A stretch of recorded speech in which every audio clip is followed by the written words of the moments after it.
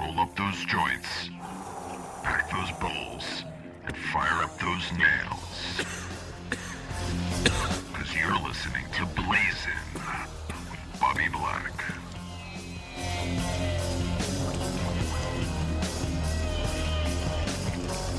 What's up, all you crazy potheads? This is Bobby Black welcoming you to another edition of Blazin, where we discuss everything in the wide world of weed. You know, since I was first approached about doing this podcast, there was one person who was at the very top of my wish list of potential guests, and I'm proud to say that he's with us today. I've seen this dude perform live many times with the Marijuana-Logues, with the Benson Interruption. I've gotten high with him at the High Times Doobie Awards and Stony Awards.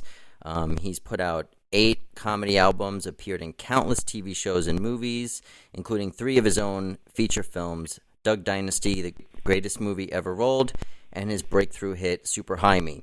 And he currently hosts not one, but 2 hilarious podcasts, Doug Loves Movies and Getting Doug with High. He's not only a friend and an inspiration to me as a podcaster, but he also happens to be the funniest fucking pothead on the planet. I am honored to welcome to the show Mr. Doug Benson. Doug, thanks for joining me. Hey man, how's it going? It's going good. It's going good. I know that. That intro was long enough for me to take a big hit. Glad to hear it. I was gonna say, I know that on your show that you typically smoke something with your guests. Although your show's usually the guests are in the same room, so you're actually passing the joint or whatever. But I was gonna ask you, what are you smoking on today? Today I've got something called Dirty Sprite. Dirty Sprite? Yeah, have you heard of that before? I can't say that I have. I'm pretty sure it's a sativa, but I'm not. It might be a little bit of a hybrid. Oh, that's cool. Well, in case you're interested, I'm hitting on some Tangy Jack over here, Tangy Jack Herrer, so I'm doing pretty well myself. Getting prepped for the interview. Oh, that's awesome. So, what strains do you typically gravitate towards? I mean, I know that you smoke a lot on your show, off your show. What do you typically like? Well, I'm not as much of a connoisseur as I should be after all these years, but I definitely tend to prefer a sativa, but, if somebody passes me an indica, I'm not going to turn it down just because it's, an indica. I just like it all. You had a strain named after you, did you not? People keep saying there's strains out there with my name on it, but I haven't seen anything that's taken off. It's always going to be one thing or another if it's got my name on it. Yeah, so it's probably somebody just trying to make some money off your name then. Yeah, there's so many people are making their own strains and then they get to name them. So once they do that, how far out into the marketplace that name gets, it varies pretty wildly. Yeah, it's still an honor, though, I would say, to have a strain named after you for sure. Oh yeah, that people name anything after me is pretty awesome. I'm always thrilled to hear from people, and they name their cat after me or their bong. Those are both very high honors. What's your favorite way of smoking? Do you tend to gravitate towards glass or joints or vapes, or what's your go-to high? It's all based on levels of convenience, because if I have my druthers, I'd always take a big bong rip, would be like my first choice. But then smaller pieces of glass. But then if you're, in a situation where it's easier to have blunts or joints, I like those. And then if you're completely unable to actually smoke, then that's a great time to do some edibles and some vapes. Yeah, for sure. What about dabbing? Are you a big dab guy or not so much? People come at me with the dabs a lot, and when they do, I warn them that I'm not a pro when it comes to dabs. I was at a concentrate cup in San Francisco, and they just wanted to kill me, those people. They were giving me such massive dabs. And I got through it. But I'd say that was my biggest dabbing experience. Was that night I'd maybe done like 4 or 5 dabs in a 1 hour period or something like that. And that was a bit much, it makes me sleepy. It's just to me, it's just like a super fast hitting indica when you dab. Yeah, I love dabs. They're really cool, but I definitely agree. They can knock you on your ass pretty quick if you're not careful. Well, yeah, I've seen people, their first dab, I've seen them just fall right over after doing it, Yeah. You mentioned that you had been at a concentrate competition recently. I was going to ask you, I don't remember having seen you at very many High Times Cannabis Cups. I know you've been at some of the other High Times events, but do you get out to a lot of cannabis events or not so much? Well, I have a pretty busy touring schedule, and whenever I do a show, I feel like it's a cannabis event, and people hang out afterwards, and I get high with people. Sometimes the comedy club's like in a mall, so it's hard can't really just find a spot and stand around with 40 or 50 people getting high, But when it comes to those events, I have mixed feelings about it because, I love to support the cause and I love to get high. But when I go to those things, it just sort of, it's a lot of guys telling me what I should or shouldn't do, politically. And people want to put me under the table with whatever their strongest weed is, it's like a goal, And the Concentrate Cup, I just sort of ended up there. I mean, I've never really gone to, other than once in Amsterdam, I've never really gone to Cannabis Cups because I'm not a great judge. Like if they want me to be a judge, I always say no because if I smoke a bunch of things in a row, I couldn't tell you which one did what and which one I like the best. I would just be able to say, hey, I'm really high right now. Yeah. I have to get better at that stuff and articulating how I feel about the ones I like. Sure. And you and I have been at quite a few events together, actually. You were a regular at the Doobie Awards at South by Southwest in Austin, and you would always come by our party, which is always great to see you. And you actually hosted the High Times Stony Awards one year, didn't you? Was it like 2006, I want to say? It was 1 year where I, was like a presenter, and another time when I hosted, and and those things can be a blast, but like I said, they tend to be, around the same time that I'm doing my own shows, or working somewhere. Yeah, and you actually won Stoner of the Year 1 year too, didn't you? Yeah.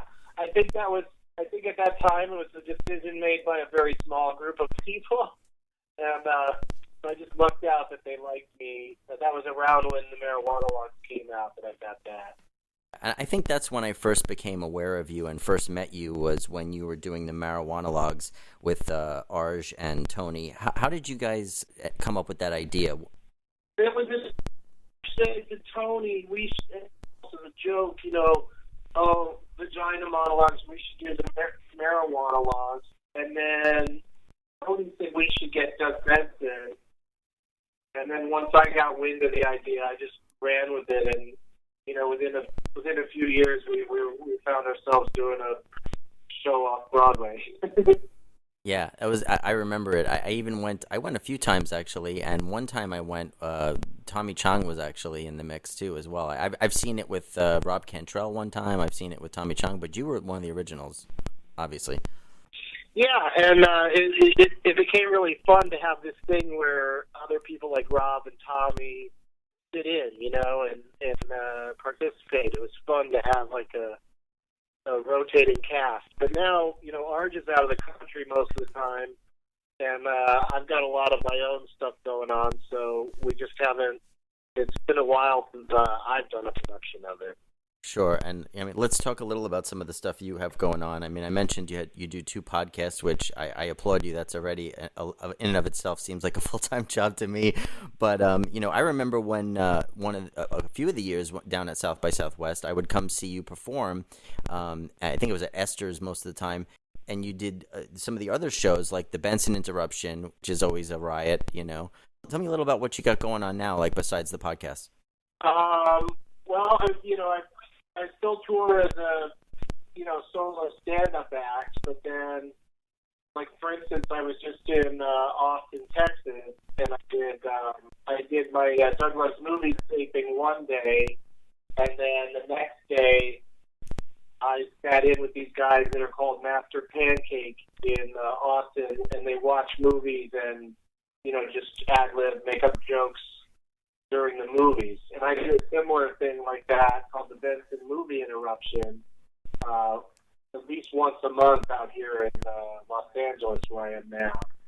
And I just have like a lot of different podcasts and stage shows and things that I do, so that I'm like constantly sort of doing something different. And if people come see all of it, they're not seeing the same thing all the time. Like even my stand-up now is more based on ad libs and just messing around, and less on material that people would hear over and over again if they saw me repeatedly, Sure, and I got to ask on a personal note, as a new podcaster and an aspiring podcaster myself. I mean, I've been in High Times videos and things like that, but I've never actually run and hosted a podcast. But I'm just curious, since yours have done so well and you do so many episodes, I was wondering if you do any prep or a lot of prep or no prep, and do you typically get high before you start, or do you just wait and get high during the episode?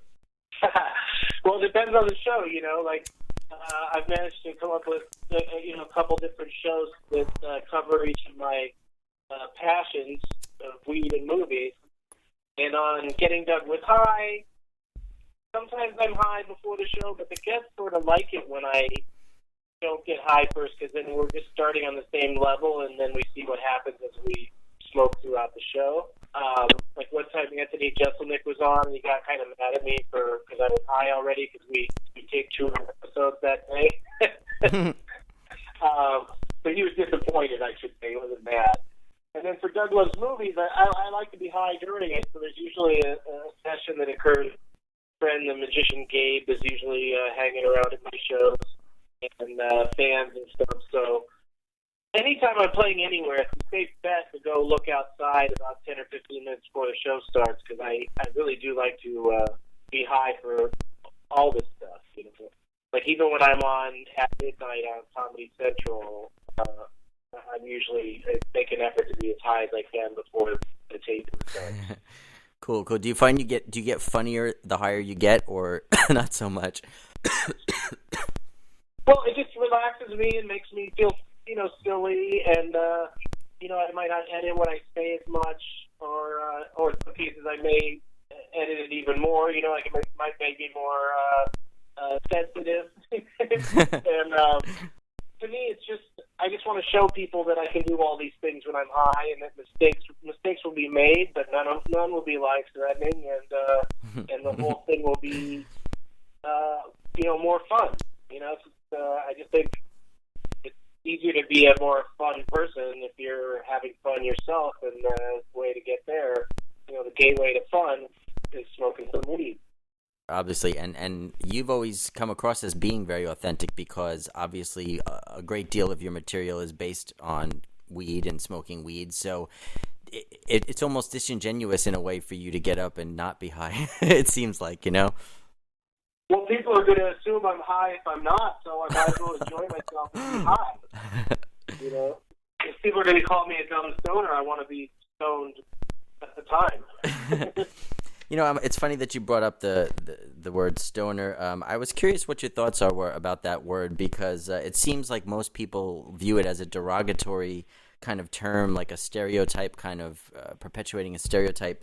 But I kind of identify with it, and I like being called a stoner, and to me it's something like a badge of honor or to be proud of, and I'm just curious what your thoughts were about it. I have mixed feelings about it, because people usually are calling you a pothead or a stoner or a doper or whatever. They're usually saying it in a negative way. It's not usually a compliment, unless it's Stoner of the Year from High Times. So it's kind of rough that people use it in a negative way, but I also feel like, I can't really argue with them, because, if the definition of a stoner is someone who smokes weed pretty much every day, then I am, that's what I am. I can't shake that. So I think it's smart to, sort of take it back, like, how Chris Hardwick took being a nerd and coined the word nerdist, and then he built this company that's like, now it's worth millions of dollars, and he's a big deal, And it's just because instead of being called a nerd, he just took it back, and just called himself that proudly. I kind of feel the same way about it. All right, it's time for us to take a short break, but we'll be right back with more from Doug Benson, so don't go away. All right, and we are back with stoner comedian extraordinaire, Doug Benson. You mentioned earlier, obviously, you have a podcast called Doug Loves Movies, so one of your passions is movies. I'm a big movie buff myself. Is there a specific genre or type of movie you like the best? Comedy, obviously, but are you into superhero movies or sci-fi or anything specific, or just everything? I like it all. I really like, I like genre movies. I like anything that's science fiction, fantasy, or horror. I mean, I shouldn't say I like anything that's those things, because bad horror movies, I complain about it all the time on the podcast, are like my least favorite thing. Like, when a horror movie's great, I love it, but there's so many bad ones that it's kind of a genre that I don't trust as I did, like, when I was a kid. Like, every horror movie was scary, but then you get older, and a lot of them are really boring. Yeah. But yeah, I don't really have any favorite genres. I like to be surprised. I like to, be entertained by a movie that's just, almost uncategor. You can't categorize it. Like the mixture of genres. And I like, I like musicals a lot, and I like really, like that's surprising. Like I like move. I just like movement. I like choreography, whether it's violence, whether it's a fight scene or whether it's dancing. I just, you don't want to, when you go watch the movie, you don't want to watch people just sit there. Are you the kind of guy who follows movies heavily online? Like, do you look forward to trailers and geek out and read about all the stuff before it comes out, or you prefer to kind of be in the dark and then just walk into the theater and enjoy it from scratch? I've become more the latter. I've become the second thing, because I used to read every movie magazine and watch for every trailer and analyze everything. And then lately, I just found that there's few enough surprises in the experience of watching a movie that I don't want to have anything spoiled ahead of time if possible. So I'll watch a trailer once just because I want to just see what the movie's like. But I will, if the trailer's more than like if you're a minute into the trailer and it starts feeling like they're telling you most of the story, then I'll turn it off or turn away. But I just don't want to. I get to go to a lot of film festivals now, and those are great because you read a one-line description of a movie and say, okay, I'll check it out, and then there's no hype, there's no reviews, there's no word of mouth. You're just seeing something completely cold, and it can be a lot of times a really interesting experience to not know where a movie could potentially go. Like, for instance, the new Star Wars, Force Awakens. If you watch the trailer to that movie, about 10, 15 minutes into the movie, there's a character that's, presumed dead, but he's not dead because you watched the trailer and you saw a scene in the trailer of him meeting up with another character later in the movie that clearly hasn't happened yet, And so it ruins it for me, but people are like, oh, you pay too close attention to the trailers. I go, yeah, well, that's my bad, I guess, that I don't just watch it, without paying attention. Well, there's a whole culture of people that overanalyze trailers and look for Easter eggs and all kinds of other clues and hints and analyze them. I mean, that's turned into a whole media industry, it seems like. Yeah, it just leads to a lot of guesswork. It's just, unless you get something correctly, I mean, there's nothing really exciting about it. I'd rather just let the movie unfold without knowing anything about it ahead of time if possible.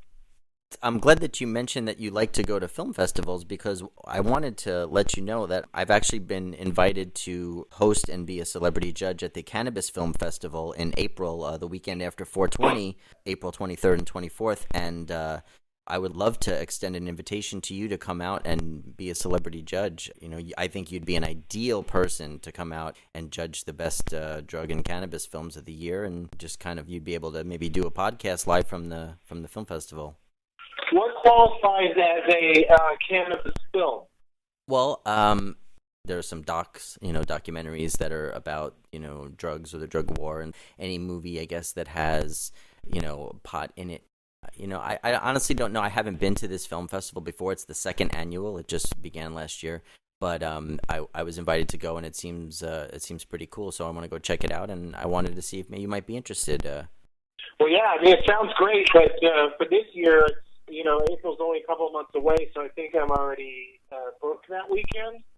But, looking ahead, I would always be fascinated by the idea of a cannabis film festival, and not only because, what exactly is it considered a cannabis movie, but then also it'd be a festival where clearly everyone would be encouraged to, be as high as possible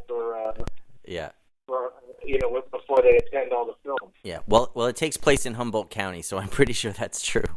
Yeah, that's great. That's absolutely perfect to do it in Humboldt. That was one of the most fun times I ever had when we did the Marijuana-Logues up there one time, and it was a blast. So what are your 420 plans this year? Where are you going to be for 420? Well, this year, since I have this web show, where whenever we do an episode, we start around the 20-minute after the hour mark so that it's 420 somewhere. We decided for this year, for Getting Doug with High, we do live shows sometimes where we just get high in front of an audience. And so this year we're doing a show at the Alex Theater in Glendale, which seats like 1,300 people. And me and 5 or 6 guests are going to get high on stage, but then it'll also be live streaming everywhere. That's the night of April 20th, which is a Wednesday this year. Right.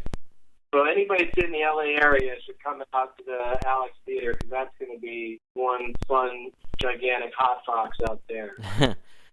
Cool. I might actually be able to come.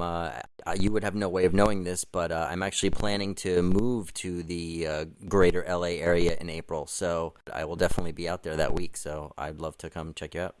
Yeah, that's awesome. Definitely hit me up. All right. Well, we're just about out of time.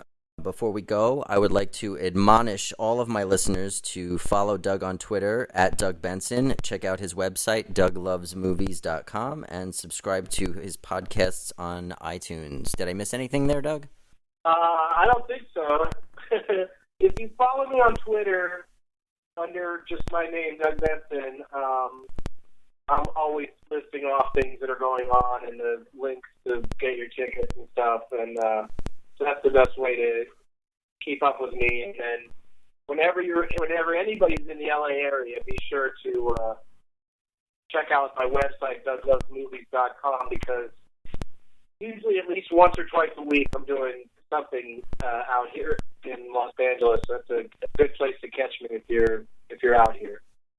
Great. Well, I look forward to hopefully reconnecting with you and blazing up with you again when I'm out there. And I just want to say thanks so much for taking time out of your busy schedule to toke up and talk with us today. I really appreciate it. No problem, Bobby. Thank you. All right, Doug. Take care. All right, dude. See you later. All right. Well, thank you all for tuning in and toking up with us. Be sure to follow me on Twitter at Bobby Black, on Facebook and Instagram at BobbyBlack420. For info, updates, and photos about the show, go to facebook.com/blazinwithbb. Be sure to like us and leave some feedback. And please join me again next week when my guest will be the Executive Director of Veterans for Medical Cannabis Access, Michael Krawitz. Until next time, this is Bobby Black saying, blaze on, brothers and sisters.